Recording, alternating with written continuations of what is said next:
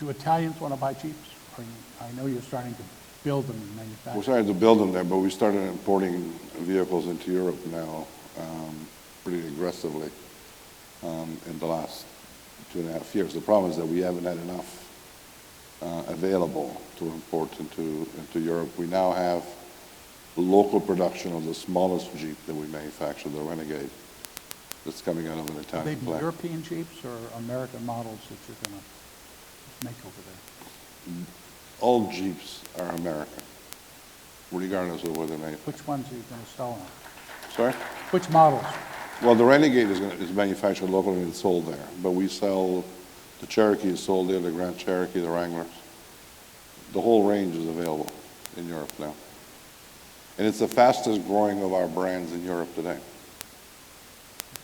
So it's Are not you bad, sick of talking about Toledo? if you want to talk What's about new? Toledo. What's new? Look, Toledo's a very difficult decision for all of us in FCA because, and I've had a chance to talk about this. In 2009, when we started this work on Chrysler and we started working with our workforce here in the United States, intelligence, luck, foresight, call it what you like, but we had picked, I reminded Mike this morning when we were sitting listening to Hy Bloom present his Ram Rebel, that he and I were sitting in the building, we were targeting about 500,000 Jeeps. So there was a big dream that we had that somehow between 2009 and 2013 we'd hit 500,000. We broke 1 million last year. And more than half of the volumes that we sold worldwide were manufactured in Toledo. And the only reason why we made that number is because people on the shop floor, both in both of our plants in Toledo, the one that makes the Wrangler and the one that makes the Cherokee, have made a personal decision to sacrifice their personal lives. They canceled vacation, they worked over Christmas break.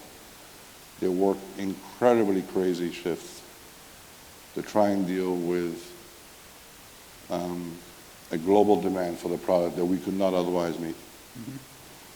And every time I asked, they never said no, never. I remember one year in 2011, we needed some more Wranglers to come out of the line. And we had one guy, the head of manufacturing, went down into the plant and spoke to the team leaders. We had 98% adhesion, even without making a request to the union. And people that do stuff like this deserve something different. They deserve to be.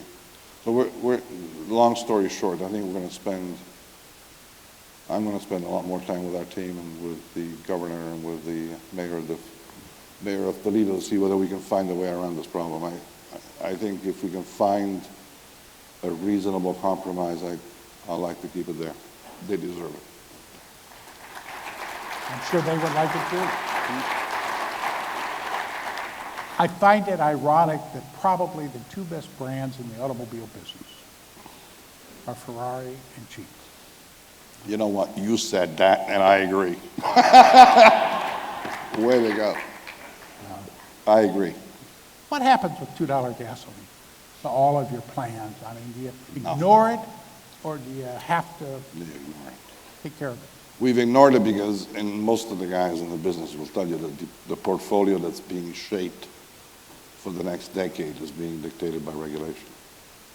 And so the $2 gas has made sure that the larger vehicles are here to stay for a long period of time, regardless of how long they last, whether they last a year or two. You just bragged about Ram getting 29 miles a gallon. I didn't. Does anybody care? People care. Even now? Driving 750 $2 miles. a gallon, 750 they care. miles in a full tank, people care. Durability of engines, people care. I can't make enough. Diesel, No. Rams. So, obviously, it has, other than giving us bragging rights about having the highest mileage, the problem that we run into is that it doesn't matter whether you get 29 or or 30, and we're going to keep on making advances to move our mileage numbers up. The regulations will shape the composition of the portfolio. If the numbers stay as they are, Cafe? CAFE, if all those regulations stay in place as they are, the portfolio will be dictated by regs. And the only way you're going to circumvent that issue is by putting technology in the vehicles to alleviate the burden. I mean, the trade-off is relatively clear, right? I mean, you need to make the numbers box. Well, there's two ways of doing it. One is make them lighter, and the other is make them fuel efficient, like with a diesel. Well, there's a representative marketplace of Ford that got a lot of decide who awards here. wins? I think that the argument that Ford presented when they did the aluminum truck, the F-150, is that the lightening up of the vehicle was designed to provide fuel efficiency gains. That's why you take weight out, just to reduce mass. But it is I have heated debates with our powertrain people on this, because the equation is complex as to exactly what delivers the best possible mileage label for vehicles, issue number one. But more importantly, I think the regulations and the way in which they're structured actually favor and bias a particular solution going forward. And so we need to be very, very careful that we leave all the optionality open at our end to try and deal with two things. One, the possible continuation of the regs post-review period in 2017-18. In other words, if we go through the review cycle and the curve doesn't change, then I need to be able to be compliant in 2020 and 2025. Mm-hmm. And that dictates technical solutions to the vehicles. Ram, the large Jeeps, all these things need the box. And then there is an expectation, which I think most of the people in this industry share, is that somehow we relax the timeline of introduction of these regs, that we actually allow for a softer landing towards a target which nobody questions as being reasonable. The question is whether 2025 is the realistic date to achieve it. If the curve does not... 54 you don't think is going to change, just 54 will not change. The date of implementation might. Whatever technology... I think people need to recognize that we have learned a lot since the dark days of 08 and 09. And I think there's a very conscious realization that the price that will be associated with these vehicles going forward is going to reflect the technology choice that's embedded in that vehicle. Don't think you're going to get hybrids for the price of a gas engine. It will not happen.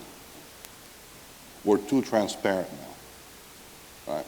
You cannot have your margins decimated by technology solutions. Nobody will do this anymore. So you're going to see a shift you're going to see an upward shift in pricing, and when that happens, the question is, what happens to demand? Are they going to stay there, or are we going to stay at current levels? Are we going to be as optimistic as we are about 2015? Yeah, my view, and I'm not being, I think I'm realistically optimistic, but my view is that this market will be able to bear most of that price increase, and that we will not see a fundamental shift in demand going forward. So $2 is just kind of a temporary lull. No, I think $2 is an interesting number. It makes everybody feel better because people feel more comfortable about buying large SUVs and large pickups right now. They just do. Yeah. And then if it changes, and for whatever reason we get a contraction in Except supply. the irony is, you're talking about the success of Ram. Diesel hasn't seen the same plummeting of price in the United States that gasoline has. That's a refinery issue. I mean, there's better people in the audience that can give you the answer to that one. You know, there was a decision that was made by the oil industry in the U.S. to allocate refining capacity between diesel and gasoline, including choices on heating oil and so on. And these are almost structural choices that have been made at the refinery level. And there hasn't been a real big refinery built in the U.S. in years.